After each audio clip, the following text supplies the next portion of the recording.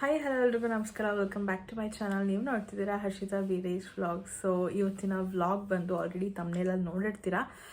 ನನ್ನ ವಿಡಿಯೋ ಕಮೆಂಟಲ್ಲಿ ಒಬ್ಬರು ಕೇಳಿದರು, ಡಾರ್ಕ್ ಲೈನ್ ಹೊಟ್ಟೆ ಮೇಲೆ ಬರುತ್ತಲ್ಲ ಅದು ಏನಕ್ಕೆ ಬರುತ್ತೆ, ಅದು ಬಾಯ್ ಗರ್ಲ್ ಡಿಸೈಡ್ ಮಾಡುತ್ತಾ ಏನು ಎತ್ತ ಅಂತ ಅಂದ್ಬಿಟ್ಟು.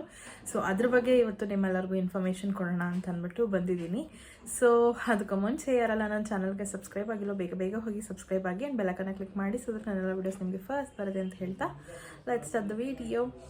ಸೊ ಈ ಥರ ಲೈನ್ಸ್ ಅದು ಎತ್ತ ಏನಕ್ಕೆ ಬರುತ್ತೆ, ಯಾವುದರಿಂದ ಕಾಸ್ ಆಗುತ್ತದು, ಆಮೇಲೆ ಅದರದ್ದು ಅಡ್ವಾಂಟೇಜಸ್ ಏನು, ಡಿಸ್ಅಡ್ವಾಂಟೇಜಸ್ ಏನು, ಅದರಿಂದ ಏನಾದರೂ ಹಾರ್ಮ್ ಇದೆಯಾ ಅಂತ ಅಂದ್ಬಿಟ್ಟು ಇವತ್ತು ವಿಡಿಯೋನಲ್ಲಿ ಚೆಕ್ಔಟ್ ಮಾಡೋಣ. ಸೊ ಫಸ್ಟ್ ಆಫ್ ಆಲ್ ಆ ಲೈನಿಗೆ ಏನಂತ ಕರೀತಾರೆ ಅಂತಂದರೆ ಲೀನಿಯಾ ನಿಗ್ರಾ ಅಂತ ಅಂದ್ಬಿಟ್ಟು ಅದರ ಒಂದು ಮೆಡಿಕಲ್ ಟರ್ಮ್ ಆಯಿತಾ. ಇಲ್ಲ ಅಂತಂದರೆ ಪ್ರೆಗ್ನೆನ್ಸಿ ಲೈನ್ ಅಂತ ಕೂಡ ಕರೀತಾರೆ, ಓಕೆನಾ ಅದನ್ನು. ಆ್ಯಂಡ್ ಇದು ಏನಕ್ಕೆ ಬರುತ್ತೆ, ಅಥವಾ ಎಲ್ಲರಲ್ಲೂ ಪ್ರೆಸೆಂಟ್ ಇದೆಯಾ ಅಥವಾ ಬರೀ ಪ್ರೆಗ್ನೆಂಟ್ ಲೇಡೀಸಿಗೆ ಮಾತ್ರ ಇದೆಯಾ ಅಂತಂದರೆ ಇಲ್ಲ. ಆ್ಯಕ್ಚುಲಿ ನಮ್ಮ ಎಲ್ಲರಲ್ಲೂ ಆ ಲೈನ್ ಅನ್ನೋದು ಕಾಣಿಸುತ್ತೆ, ಬಟ್ ತುಂಬ ಮಿನಿಮಲ್, ಅಂದರೆ ತುಂಬ ಲೈಟಾಗಿರುತ್ತೆ. ನಾವು ತುಂಬ ಡೀಪಾಗಿ ಅಬ್ಸರ್ವ್ ಮಾಡಿದಾಗ ಅಷ್ಟೇ ನಮಗೆ ಆ ಲೈನ್ ಇರೋದು ಗೊತ್ತಾಗುತ್ತೆ. ಸೊ ಪ್ರತಿಯೊಬ್ಬ ಮನುಷ್ಯನಲ್ಲೂ ಆ ಲೈನ್ ಇದ್ದೇ ಇರುತ್ತೆ. ಸೊ ಇದು ಎಲ್ಲಿಂದ ಪ್ರೆಸೆಂಟ್ ಆಗುತ್ತೆ ಅಂತಂದರೆ ನಮ್ಮ ಚೆಸ್ಟ್ ಲೈನ್ ಏನಿದೆ ಅಲ್ಲ, ಅಂದರೆ ಕೆಳಗಡೆ ಹೊಟ್ಟೆ ಭಾಗ ಏನಿದೆ ಅಲ್ಲ, ಮೇಲ್ ಹೊಟ್ಟೆ ಭಾಗ ಚೆಸ್ಟಿಂದ ಕೆಳಗಡೆ ಅಲ್ಲಿಂದ ಒಂದು ಲೈನ್ ಬರುತ್ತೆ. ನಮ್ಮ ಬಿಕ್ನಿ ಲೈನ್ ಏನಿದೆ ಅಲ್ಲಿವರೆಗೂ ಅದು ಕನೆಕ್ಟ್ ಆಗಿರುತ್ತೆ. ಸೊ ಒಬ್ಬೊಬ್ರಿಗೆ ತುಂಬ ಲೈಟಾಗಿರುತ್ತೆ, ಒಬ್ಬೊಬ್ರಿಗೆ ತುಂಬ ಡಾರ್ಕ್ ಆಗಿರುತ್ತೆ. ಆ್ಯಂಡ್ ಇನ್ನೊಂದೇನಂತಂದರೆ ಪ್ರೆಗ್ನೆನ್ಸಿ ಟೈಮಲ್ಲಿ ತುಂಬಾ ಡಾರ್ಕ್ ಆಗಿ ಕಾಣೋದಕ್ಕೆ ಶುರುವಾಗುತ್ತದು. ಯಾಕೆ ಅಂತಂದರೆ ನಮ್ಮ ಬಾಡಿನಲ್ಲಿ ಮೆನಲೈನ್ ಅನ್ನೋ ಒಂದು ಕೆಮಿಕಲ್ ರಿಲೀಸ್ ಆಗುತ್ತೆ.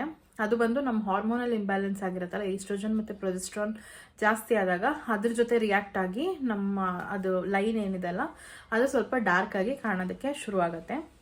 ಆ್ಯಂಡ್ ಇದರಿಂದ ಏನಾದರೂ ಹಾರ್ಮ್ ಇದೆಯಾ ಅಂತ ಕೇಳೋದಕ್ಕೆ ಹೋದರೆ ನೋ, ಇದರಿಂದ ಯಾವುದೇ ರೀತಿಯಾದ ಹಾರ್ಮ್ ಮಾಡಲ್ಲ ಇದು ನಮ್ಮ ಬಾಡಿಗೆ ಅಥವಾ ನಮ್ಮ ಪ್ರೆಗ್ನೆನ್ಸಿಗೆ ಅಂತ ಹೇಳ್ಬೋದು. ಇದ್ರ ಬಗ್ಗೆ ಜಾಸ್ತಿ ತಲೆ ಕೆಡಿಸ್ಕೊಳ್ಳೋ ಅವಶ್ಯಕತೆನೂ ಇಲ್ಲ, ಬಿಕಾಸ್ ಇದು ಕಾಮನ್, ಎಲ್ಲರಲ್ಲೂ ಇದು ಕಾಮನ್ ಆಗಿರುವಂಥದ್ದು. ಆ್ಯಂಡ್ ಒಬ್ಬೊಬ್ಬರಿಗೆ ಪ್ರೆಸೆಂಟ್ ಇರುತ್ತೆ, ಒಬ್ಬೊಬ್ಬರಿಗೆ ಪ್ರೆಸೆಂಟ್ ಇರೋದಿಲ್ಲ. ಅಂದರೆ ಒಬ್ಬೊಬ್ಬರಿಗೆ ಡಾರ್ಕ್ ಆಗಿ ಕಾಣಿಸೋದಕ್ಕೆ ಶುರು ಆಗುತ್ತೆ, ಬಟ್ ಒಬ್ಬೊಬ್ಬರಿಗೆ ಕಾಣಿಸೋದೇ ಇಲ್ಲ. ಈಗ ನನ್ನ ಕೇಸಲ್ಲಿ ತೊಗೊಂಡ್ರೆ ನನಗೆ ಆ ಲೈನ್ ಕಾಣಿಸ್ತಾನೆ ಇಲ್ಲ. ಹೇಳ್ಬೇಕಂತಂದರೆ ಮೇ ಬಿ ತುಂಬ ಲೈಟ್ ಇರ್ಬೋದು, ನಾನು ಅಷ್ಟು ಅಬ್ಸರ್ವ್ ಮಾಡಲಿಲ್ಲ. ಇನ್ ಕೇಸ್ ಅಬ್ಸರ್ವ್ ಮಾಡಿದ್ರೆ ತುಂಬ ಲೈಟ್ ಲೈನ್ ಬರ್ಬೋದು ಅಷ್ಟೇ, ಡಾರ್ಕಾಗಂತೂ ನನಗೆ ಬಂದಿಲ್ಲ. ಆ್ಯಂಡ್ ಇನ್ನೊಂದೇನಂತಂದರೆ ಇದು ಯಾವ ಟೈಮಲ್ಲಿ ಬರುತ್ತೆ ಪ್ರೆಗ್ನೆನ್ಸಿನಲ್ಲಿ ಅಂತಂದರೆ 16th ವೀಕಿಂದ ಇದು ಸ್ವಲ್ಪ ಕಾಣಿಸೋದಕ್ಕೆ ಸ್ಟಾರ್ಟ್ ಆಗುತ್ತೆ. ಸೊ ಇದು 16th ವೀಕಿಂದನೂ ನಮ್ಮ ಲಾಸ್ಟ್ ಡೆಲಿವರಿ ಆಗೋವರೆಗೂ ಅದು ಸ್ವಲ್ಪ ಡಾರ್ಕ್ ಆಗ್ತಾ ಫುಲ್ ಡಾರ್ಕ್ ಆಗಿ ಕಾಣೋದಕ್ಕೆ ಶುರು ಆಗುತ್ತೆ. ಒಬ್ಬೊಬ್ರಿಗೆ ಫುಲ್ ಡಾರ್ಕ್ ಕಾಣಿಸ್ಬೋದು, ಇಲ್ಲ ಒಬ್ಬೊಬ್ರಿಗೆ ಬರೀ ಬ್ರೌನ್ ಲೈನ್ ಮಾತ್ರ ಕಾಣಿಸ್ಬೋದು. ಸೊ ಈ ಥರ ಇರುತ್ತೆ. ಆ್ಯಂಡ್ ಒನ್ಸ್ ಡೆಲಿವರಿ ಆದಮೇಲೆ ಇದು ಯಾವುದೇ ಥರದ ಮಾರ್ಕ್ಸ್ ಆಗಿರ್ಬೋದು ಅಥವಾ ಅದ್ರ ಕಲರ್ ಹಾಗೆ ಪಿಗ್ಮೆಂಟೇಷನ್ ಹಾಗೆ ಉಳ್ಕೊಳ್ಳೋದಾಗಿರ್ಬೋದು, ಆ ಥರದ್ದು ಏನೂ ಇರೋದಿಲ್ಲ. ಒನ್ಸ್ ಏನದು ಡೆಲಿವರಿ ಆದಮೇಲೆ ಅದು ಹೊರಟೋಗ್ಬಿಡುತ್ತೆ ಅದಾಗದೇ. ಸೊ ಆವಾಗ ನಮ್ಮದು ಹಾರ್ಮೋನಲ್ ಬ್ಯಾಲೆನ್ಸ್ಡ್ ಆಗಿರುತ್ತಲ್ಲ, ಸೊ ಅದು ಹೋಗ್ಬಿಡುತ್ತೆ. ಆಮೇಲೆ ಇದು ನಾರ್ಮಲ್ ಪ್ರೆಗ್ನೆನ್ಸಿನಲ್ಲಿ ಅಂತ ನೋಡೋದಕ್ಕೆ ಹೋದರೆ yes, it is very much normal in pregnancy. ನಾನು ಆಗಲೇ ಹೇಳಿದಾಗ ಒಬ್ಬೊಬ್ರಿಗೆ ಕಾಣಿಸುತ್ತೆ, ಒಬ್ಬೊಬ್ರಿಗೆ ಕಾಣಿಸೋದಿಲ್ಲ. ಅದ್ರ ಬಗ್ಗೆ ತುಂಬ ಜಾಸ್ತಿ ತಲೆ ಕೆಡಿಸ್ಕೊಳ್ಳೋದಕ್ಕೆ ಹೋಗ್ಬೇಡಿ, ಏನೂ ಪ್ರಾಬ್ಲಮ್ ಆಗೋದಿಲ್ಲ.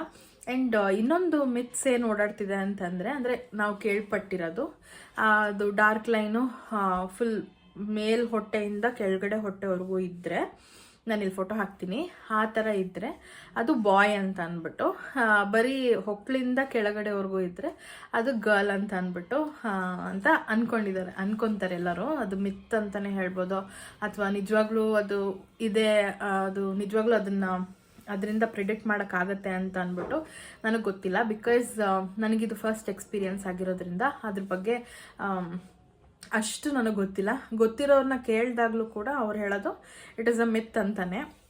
ಸೊ ನಾನು ಅದ್ರ ಬಗ್ಗೆ ಏನೂ ಹೇಳೋದಕ್ಕೆ ಹೋಗೋದಿಲ್ಲ.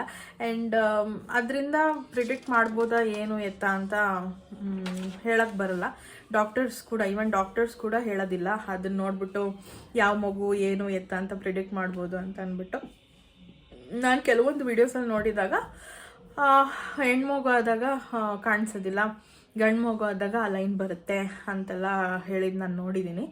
ಸೊ ಗೊತ್ತಿಲ್ಲ ಯಾವ ಥರ ಇರುತ್ತೆ ಅಂತ. ಒನ್ಸ್ ಡೆಲಿವರಿ ಆದಮೇಲೆ ನಂದು ವಿಷಯ ಹೆಂಗೆ ಹೋಗುತ್ತೆ ಅನ್ನೋದು ನನಗೆ ಗೊತ್ತಾಗುತ್ತೆ, ಅವಾಗ ನಾನು ನಿಮಗೆ ಶೇರ್ ಮಾಡ್ಕೊತೀನಿ.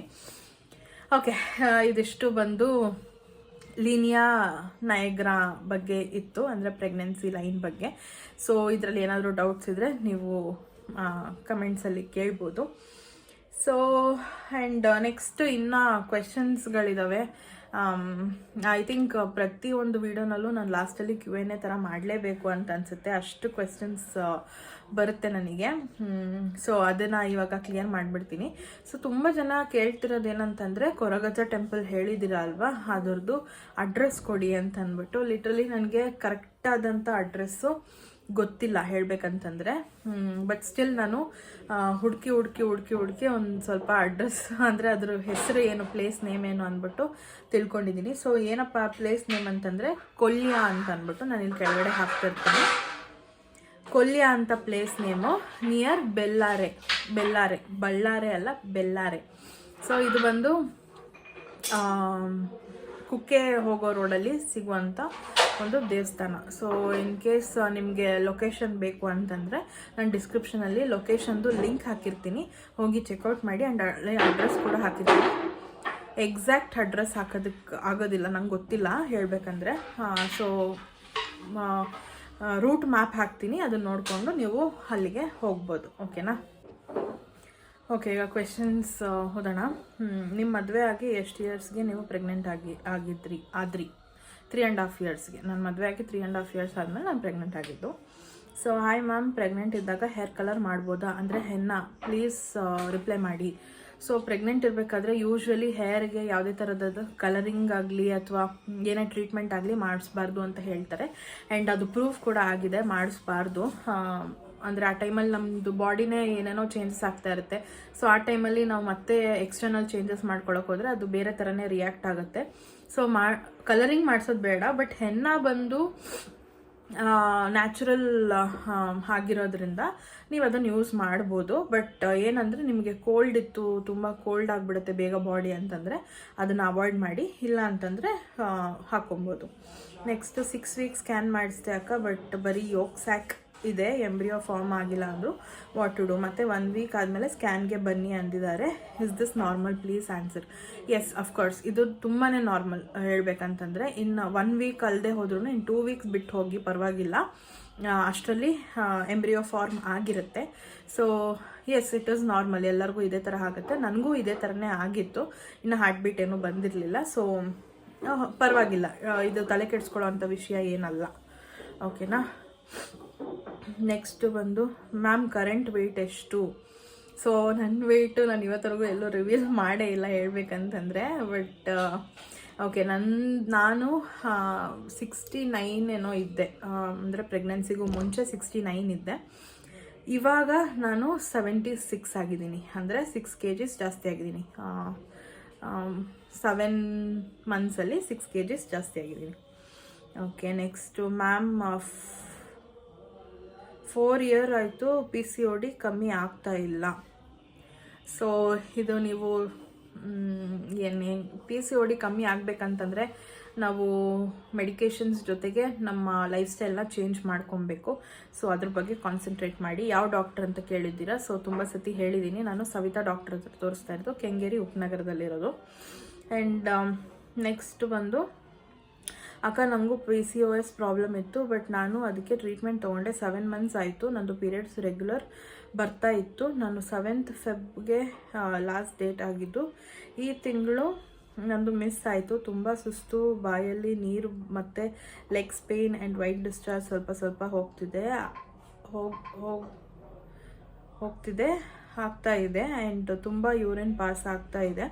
ಬಟ್ ನಾನು ಪ್ರೆಗ್ನೆನ್ಸಿಗೆ ಯಾವುದೇ ಟ್ರೀಟ್ಮೆಂಟ್ ತೊಗೊಂಡಿಲ್ಲ. ಅಕ್ಕ, ಇದು ಪ್ರೆಗ್ನೆನ್ಸಿ ಇರಬಹುದಾ? ಆ್ಯಂಡ್ ನಾನು ಎಷ್ಟು ದಿನಕ್ಕೆ ಟೆಸ್ಟ್ ಮಾಡಲಿ? It's almost 1 week. So 1 week ಆಗಿದೆ ಅಂತಂದರೆ ನೀವು ಟೆಸ್ಟ್ ಮಾಡ್ಬೋದು. ಟೆಸ್ಟ್ ಮಾಡಿ ಅದಾದಮೇಲೆ ಕನ್ಫರ್ಮ್ ಮಾಡ್ಕೊಳ್ಳಿ. ಮೇ ಬಿ ಇರಬಹುದು, ಗೊತ್ತಿಲ್ಲ. ಬಿಕಾಸ್ ಈ ಥರ ಎಲ್ಲ ಸಿಮ್ಟಮ್ಸ್ ಇದೆ ಅಂತಂದರೆ ಮೇ ಬಿ ಪ್ರೆಗ್ನೆಂಟ್ ಆಗಿರ್ಬೋದು, ಹೇಳೋದಕ್ಕಾಗೋದಿಲ್ಲ. ಸೊ ಟೆಸ್ಟ್ ಮಾಡಿ ನೋಡಿ, ಆವಾಗ ನಿಮಗೆ ಕನ್ಫರ್ಮ್ ಆಗುತ್ತೆ. ಓಕೆ, ನೆಕ್ಸ್ಟು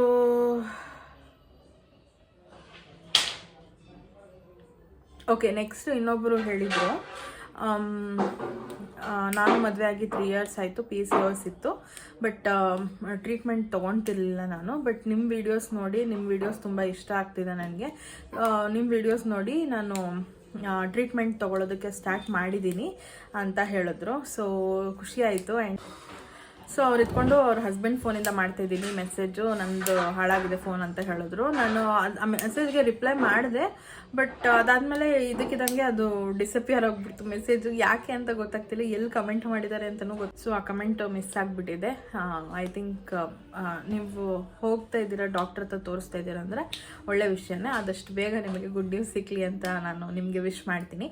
ಸೊ ಇದಿಷ್ಟು ಇವತ್ತಿನ ವಿಡಿಯೋ ಆಗಿತ್ತು. ಐ ಹೋಪ್ ನಿಮ್ಮೆಲ್ಲರಿಗೂ ಇಷ್ಟ ಆಗಿದೆ ಈ ವಿಡಿಯೋ ಅಂತ ಅಂದ್ಕೊಳ್ತೀನಿ. ಸ್ವಲ್ಪನಾದರೂ ಇನ್ಫಾರ್ಮೇಟಿವ್ ಆಗಿತ್ತು ಅಂತಂದರೆ ಒಂದು ಲೈಕ್ ಮಾಡಿ, ಶೇರ್ ಮಾಡಿ, ಕಮೆಂಟ್ ಮಾಡಿ, ಆ್ಯಂಡ್ ಸಬ್ಸ್ಕ್ರೈಬ್ ಮಾಡ್ಕೊಳ್ಳಿ, ಬೆಲ್ಲೈಕನ್ನ ಕ್ಲಿಕ್ ಮಾಡಿ, ಸೊ ದಟ್ ನನ್ನೆಲ್ಲ ವಿಡಿಯೋಸ್ ನಿಮಗೆ ಫಸ್ಟ್ ಬರುತ್ತೆ ಅಂತ ಹೇಳ್ತಾ thank you so much for watching. Bye.